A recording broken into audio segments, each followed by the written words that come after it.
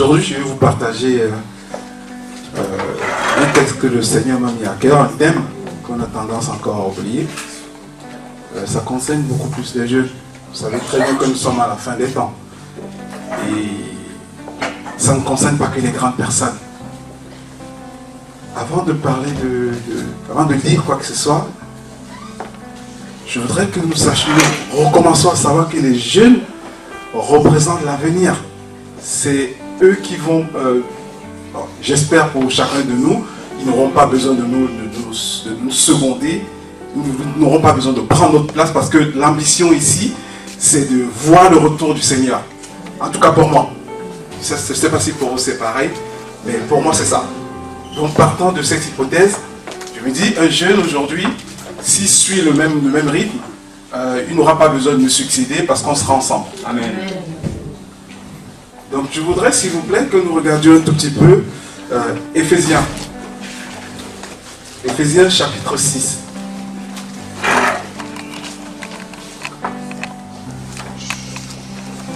Je ne sais pas si quelqu'un peut faire la lecture pour moi, s'il vous plaît. À partir du verset 1. Enfants, obéissez à vos parents, selon le Seigneur, car cela est juste. Jusqu'à 4, s'il te plaît. Honore ton père et ta mère. C'est le premier commandement avec une promesse, afin que tu sois heureux et que tu vives longtemps sur la terre. Et vous, pères, n'héritez pas vos enfants, mais élevez-les, en les corrigeant et en les instruisant selon le Seigneur. Amen. Amen, merci Pasteur. Alors, nous voyons ici, le Père le dit lui-même, hein, c'est Paul par rapport à sa lettre, qui explique bien que voilà, pour les jeunes, ça commence déjà par l'obéissance. En fait, ici, nous sommes en train de parler de rapport entre père, mère, en fait, parents et enfants. Parce qu'on se rend compte aujourd'hui, dans notre vie d'aujourd'hui, il y a beaucoup de jeunes qui ne respectent plus leurs parents. Amen. Ils ne pensent plus à honorer leurs parents. Parce que voilà, nous sommes dans un monde où tout semble permis. Si le parent nous fait quelque chose, on peut aller lui porter plainte. On peut aller se plaindre n'importe où et le parent se retrouve dans des situations difficiles. On se dit, on a des droits. Alors que la vérité aujourd'hui, le Seigneur le dit très bien, c'est l'un des commandements, honore ton père et ta mère. Amen. Amen. Si tu veux vivre longtemps. Amen. Je crois que nos jeunes aujourd'hui devraient revenir à cette base. Alléluia. Et je parle beaucoup plus des personnes qui ne sont pas encore majeures, même étant majeures, tant que tu vis sous le toit de tes parents, je crois que tu leur dois honneur. Et même quelqu'un qui est déjà majeur, alléluia, se doit d'honorer ses parents. Amen. Amen. Parce qu'on a ce respect-là. Et je tiens à attirer vraiment votre attention sur ce fait, parce qu'on se rend compte qu'aujourd'hui, on s'en fout un peu de ce que les parents peuvent ressentir. Mais je précise quand même que ça va dans les deux sens. Parce que c'est pas parce que l'enfant doit honorer ses parents que le parent doit traiter l'enfant de n'importe quoi. Si vous revenez là-dessus, il dit bien ici, et vous, pères, n'irritez pas vos enfants. N'irritez pas vos enfants. Amen. On se rend compte qu'il y a des parents qui, parfois, ils ont tort par rapport à ce que l'enfant fait, mais ils sont capables de reconnaître que oui, j'ai eu tort ici. Amen. C'est vrai. Et du coup, nos jeunes, qu'est-ce que ça pousse à faire? Eh bien, je me braque, je me ferme. Dès que j'ai une situation, je cache. Je préfère aller dire à quelqu'un d'autre qui est du monde, qui va m'apporter peut-être des conseils qui vont me détruire davantage. Alléluia. Et du coup, le parent va se rendre compte simplement que l'enfant, ça y est, c'est une catastrophe. L'enfant est parti dans le mur. Arrêtons-nous un instant et recommençons à regarder notre relation parents-enfants. Nous sommes nombreux ici à avoir des enfants. Nous sommes nombreux. Moi le premier. Mais même eux, parfois, ils arrivent à me corriger moi. Amen. Je veux l'engueuler parce qu'il s'est passé quelque chose, mais tout simplement parce que je n'ai pas pris 2 secondes pour l'écouter. Parce que l'enfant, ça va parler lentement en tatillant. Mais si tu prends 2 secondes pour l'écouter, tu vas te rendre compte que peut-être l'enfant avait raison sur ce qu'il était en train de faire. Mais nous, en tant qu'adultes, ce qui se passe généralement, c'est que voilà, quand on a vu quelque chose, tout de suite on est enclin à agresser l'enfant, lui dit tu n'avais pas à faire ça, sans chercher à savoir pourquoi il a fait ça. repensons notre relation avec nos enfants. Alléluia. Avant, nous disions, les enfants, c'est la relève. Mais depuis le dernier enseignement de notre frère ici, nous savons tous que pour tout enfant du Seigneur, pour tout enfant de Jésus, chacun doit se battre pour voir son retour. Parce qu'il a dit que nous sommes amenés à vivre éternellement. Amen. Et ça commence pour les jeunes par l'obéissance envers les parents. Parce qu'il est dit lui-même dans Éphésiens que honore ton père et ta mère si tu veux vivre longtemps. C'est vrai, il n'a pas utilisé le terme éternellement, mais longtemps. Pour moi, c'est une parole qui est forte de sens. Très très fort de sens. Dans la mesure où le parent est quelque part le pilier et le mur qui supporte, qui est là pour guider l'enfant. Mais de notre côté, nous parents, écoutons nos enfants. Soyons attentifs. Nous sommes dans un monde qui est en train de partir vraiment à l'envers.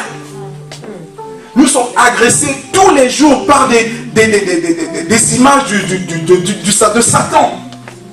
Nous sommes agressés tous les jours par la publicité, Amen. Par la pornographie, Amen. Par je ne sais pas quoi d'autre. Nos enfants sont saturés par toutes sortes de mauvaises choses. Amen. Par toutes sortes de mauvaises choses. Donc nous devons veiller au grain par rapport à ça. Quand on voit nos enfants, tu vois un enfant, 13 ans, il a un compte Facebook. À 13 ans, il va déjà se mettre en photo presque nu. Pour faire plaisir aux copains. J'ai 3000 amis. Des amis imaginaires. Qui derrière parfois se cachent des prédateurs. Parce que nous parents, on a perdu l'habitude de veiller sur nos enfants. Et pourquoi nous avons perdu cette habitude? Parce que nous avons oublié, nous avons déjà perdu l'habitude de lire la parole. On a tout entre les mains, mais on attend, on va chercher des réponses ailleurs. On se dit, c'est le pasteur qui va lire, il va nous faire l'enseignement. Même lui, c'est un homme. Il peut se tromper. Réveillons-nous, parents. C'est très facile de dire, les enfants aujourd'hui, ils manquent de respect, ils ne sont plus, voilà, ils ne respectent plus les anciens et tout le reste. Mais la vérité, c'est quelle éducation nous donnons à nos enfants? Quel exemple nous pouvons donner à nos enfants? Amen. Je suis désolé si j'apporte toujours des messages un peu alarmistes. Malheureusement, c'est ce que le Seigneur me demande de transmettre, je transmets. Amen. Amen. Ce n'est pas toujours ce qu'on a besoin d'entendre, mais c'est ce dont on a besoin. Amen. Amen. Réveillons-nous. Protégeons nos enfants.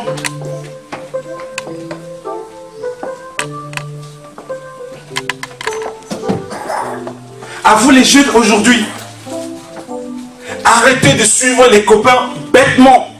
Amen. Ne faites plus les choses parce que vous avez vu les copains faire ou parce qu'on a dit sur Facebook ce qu'il faut faire. Amen.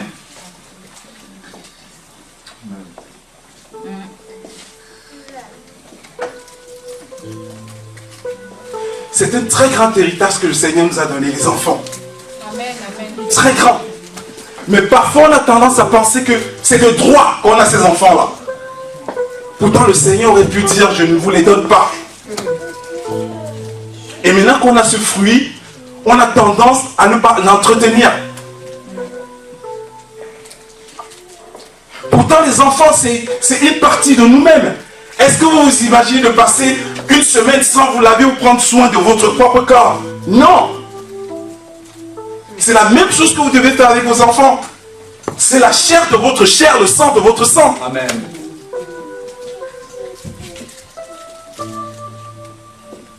Révisons nos relations avec nos enfants. Les temps nous tirons vers la fin. Paul l'a dit, on va le relire toujours dans Éphésiens, qu'aujourd'hui ce ne sera plus un combat charnel. Ce ne sera plus un combat de chair et de sang, mais plutôt un combat spirituel. Amen. Si nous laissons nos enfants autant l'abandon, qu'est-ce qui se passera? Satan en profite par des images. par la télé, Amen. par des émissions. On ne voit plus une seule petite émission, la moindre petite télé-réalité, sans voir les filles avec les seins à l'air ou être à moitié nues. Et qu'est-ce que ça met dans la tête de nos enfants? Aujourd'hui, on voit beaucoup de parents qui n'ont plus le temps de prendre 2 secondes de jouer au ballon avec les enfants ou de passer du moment avec les enfants. Non, je prends l'enfant, je le fous devant la télé, je fais ce que j'ai à faire, je suis au téléphone avec une copine ou autre chose. Et l'éducation des enfants, ça ne va pas se faire tout seul. Les enfants ne vont pas être éduqués par la télé, ou par l'ordinateur, ou par les smartphones encore. Amen.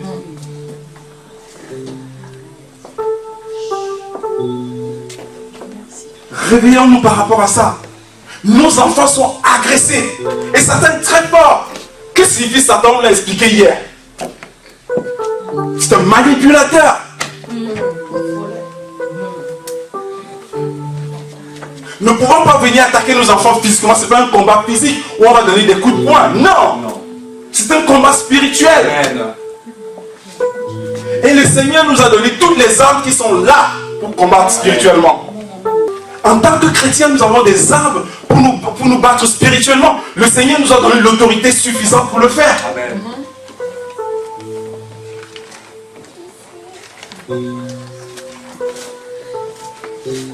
L'une de ces armes, c'est la vérité. Amen. La vérité. Parents comme enfants, parfois on va appeler maman. Allô, on appelle. L'enfant prend le téléphone, dit que maman n'est pas là. Mais malheureusement, l'innocence des enfants. Prend le téléphone, maman dit qu'elle n'est pas là. La vérité. Je crois que c'est arrivé à chacun de nous. Parfois, sur des petits détails. De nos jours, on se rend compte qu'on fait des petites choses qui semblent anodines, mais qui peuvent avoir une grande importance. Le frère le disait précédemment. On fait des choses et on se rend compte des conséquences beaucoup plus tard. Ah, je vais maquiller une petite fiche de paye parce que je veux l'appartement. Ou je vais maquiller ma fiche de paye parce que je veux un crédit. Ça va passer crème, ça passe bien. Et au final, j'ai ce que j'ai, mais malheureusement, ce que j'ai, ça ne dure pas longtemps. On se demande, waouh, je suis malchanceux, qu'est-ce qui s'est passé?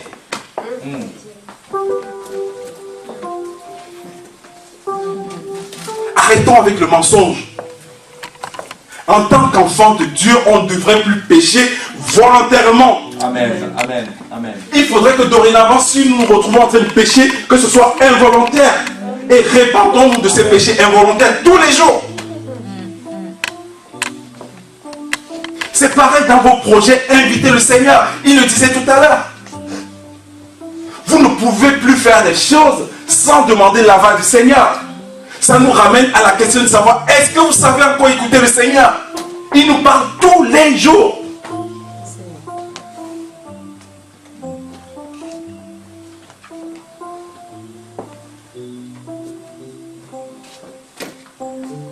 L'une des autres armes que le Seigneur a mis à notre disposition, la justice. Amen. On ne vous demande pas d'être le plus juste du monde, mais commencez, essayez, faites un effort. Parce que personne ne pourra jamais être comme Jésus lui-même. C'est pas possible. Amen. Mais essayons. Le Père est quelqu'un qui regarde au cœur. Et quand on dit c'est déjà, le Seigneur lui-même nous donne la force de continuer dans ce sens-là. Parce qu'on sait très bien qu'en utilisant ces armes que le Seigneur nous donne, ça crée beaucoup de choses dans notre vie. Le rejet, la solitude, Amen. la peur, Amen. les pleurs. C'est Amen. difficile. Oui. C'est pas facile de suivre le Seigneur. Pas facile du tout. Mais essayez au moins. Surtout par les temps qui courent. Ça commence à devenir vraiment très chaud. Et Satan le sait très bien. Et il vise particulièrement nos jeunes. Déjà, un jeune qui n'est pas soumis à l'œuvre de Satan, à la limite, il est un tout petit peu rebelle, un peu réticent à ce que peuvent lui dire les parents. Encore plus s'il est soumis à l'influence de Satan, qu'est-ce que ça donne? Des enfants rebelles, des fugues, des enfants qui se lancent dans la sexualité. Tôt, on oublie que voilà, il faut attendre le mariage pour pouvoir se lancer dans la sexualité. Tout le reste. Amen. C'est cru ce que je dis, mais c'est vrai. C'est vrai. Et c'est juste. Amen. Protégeons nos enfants. Alléluia. Quand nous regardons à quel âge les enfants aujourd'hui rentrent dans la sexualité, c'est hallucinant. Pourquoi? Ils sont tellement bombardés d'images pornographiques, excusez-moi le terme. C'est ça. Vous ne pouvez plus ouvrir l'ordinateur, même pour faire une petite chose, sans avoir une publicité pornographique qui s'affiche. Et nos enfants sont soumis à ça 24 heures sur 24.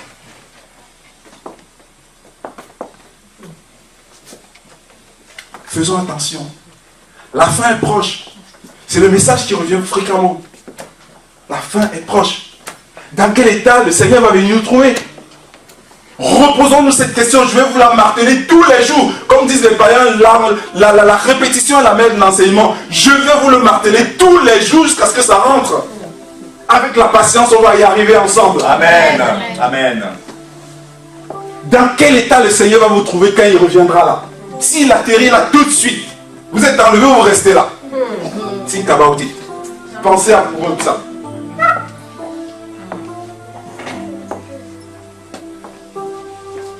J'attire notre attention aujourd'hui parce que ce message est particulièrement pour les jeunes.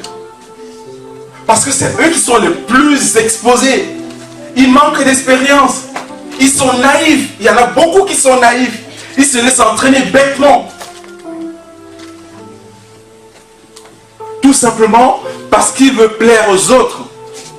Parce qu'il veut faire comme les copains. Ils en oublient qu'il y a un Dieu pour qui ils doivent suivre la parole.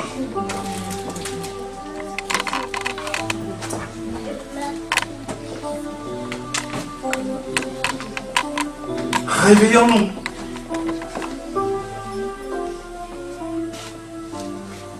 Le Seigneur nous a donné la foi à chacun.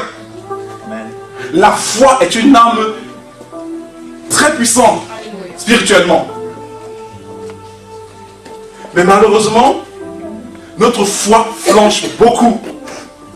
Pourtant, c'est un élément essentiel dans l'édification vers le Seigneur. Pour ceux qui veulent commencer, qui veulent réellement croire au Seigneur et décider que moi je veux voir le retour du Seigneur, vous devez recommencer à penser à votre foi. Amen. Et qu'est-ce qui nous tue la foi? Le doute, la peur, le rejet, l'impression de ne pas être compris. J'ai un souci avec mes parents, mais voilà, si Dieu était un Dieu bon, il n'aurait pas laissé mes parents me dire ça. Alors je me referme sur moi-même et je n'ai plus foi au Seigneur. Parents, aidons nos enfants. Amen. Parce que si tôt comme ça, l'enfant commence à perdre la foi et avoir le doute, ça suivra toute la vie. Et malheureusement, c'est un enfant qui sera perdu. Et je ne pense pas que quiconque ici aimerait perdre son enfant.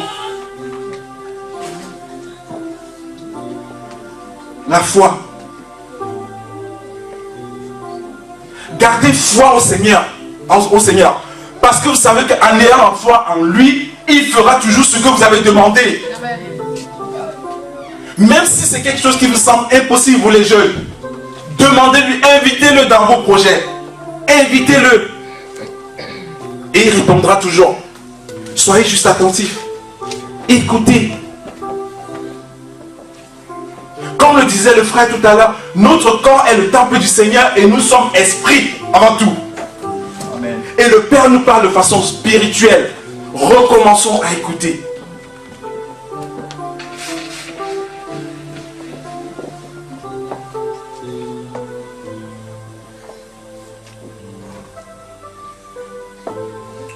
Et maintenant, pour se battre contre Satan, pour vous les jeunes, ne cherchez pas de loin. Le Seigneur vous a donné l'arme. Elle est là. Amen.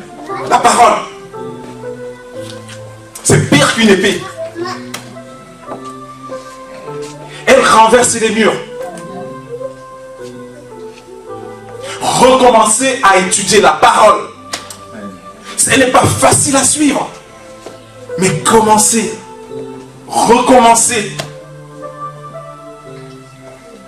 Ne soyez pas comme certains qui viennent ici juste pour montrer que moi aussi je suis venu à l'église. Et dès qu'ils ont franchi cette porte, la Bible, on clique-claque dans le sac et on l'oublie jusqu'au dimanche suivant.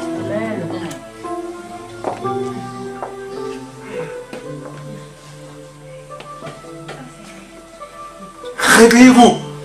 Satan est debout. Il sait que son heure arrive. Il est là, il est aux aguets, il vous guette. Il y en a beaucoup qui ont déjà un pied dans le monde de Satan. Ils ne se rendent même pas compte.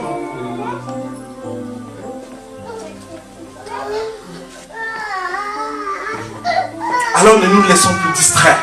Alléluia. Ne nous laissons plus distraire par Satan. C'est un tentateur. Il est très fort. Et sa plus grande force, c'est de vous faire croire que ça ne vient pas de lui. Que peut-être même il n'existe même pas. On nous raconte des histoires. Satan a fait ci, Satan a fait ça. Où est-ce qu'il est, Satan ne le voit pas. Mais ce que vous oubliez, c'est que avant que quelque chose ne vous arrive dans le monde physique, Satan a déjà agi dans le monde spirituel. Amen. Vous le savez que chacun de nous a un livre. Amen. Dans le monde spirituel, Satan peut venir la nuit, il efface quelque chose et il dit que voilà, demain tu vas faire un accident plutôt à la place. Le lendemain, physiquement, tu le fais. Commencez à remettre les genoux par terre pour dire à Satan, voilà, tu as effacé quelque chose dans mon livre. Moi aussi j'ai quelqu'un qui s'appelle Jésus, il remet ça en place.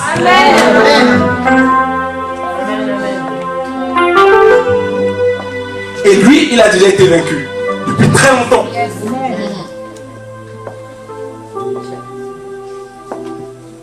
Recommencez à faire confiance en Jésus. Recommencez. Il a déjà tout fait. Il vous a donné les armes pour vous protéger contre Satan. Satan sait très bien qu'il ne peut pas vous vaincre. Il arrive à vous vaincre simplement si vous êtes ignorant. Vous êtes au-dessus et Satan au-dessous, vous êtes au-dessus comme si vous marchiez sur une serpillière.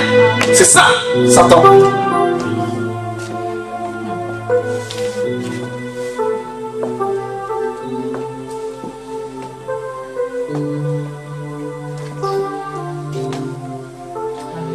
Il vous laisse toujours croire que vous n'êtes pas assez fort.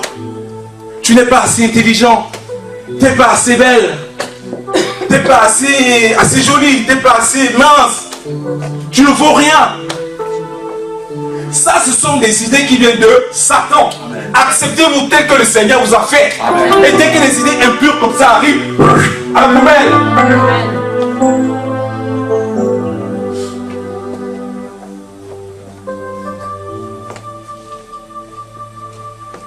Réveillons-nous.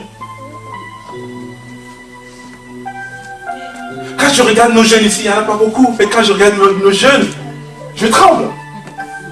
Je tremble. Parce que je sais à quoi vous êtes soumis. Malheureusement pour vous, vous êtes à une époque où vous êtes bombardé de mauvaises choses. Tout autour de vous.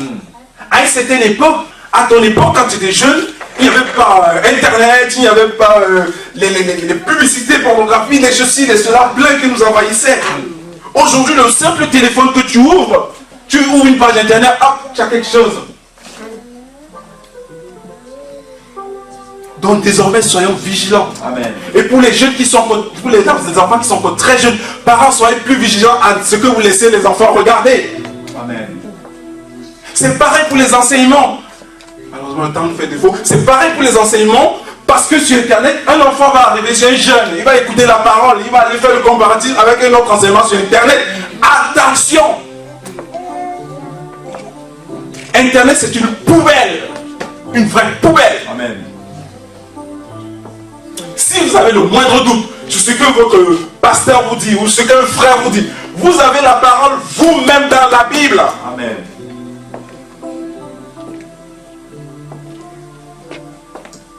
Soyons vigilants, restons vigilants pour nos enfants. Que la parole du Seigneur soit bénie. Amen.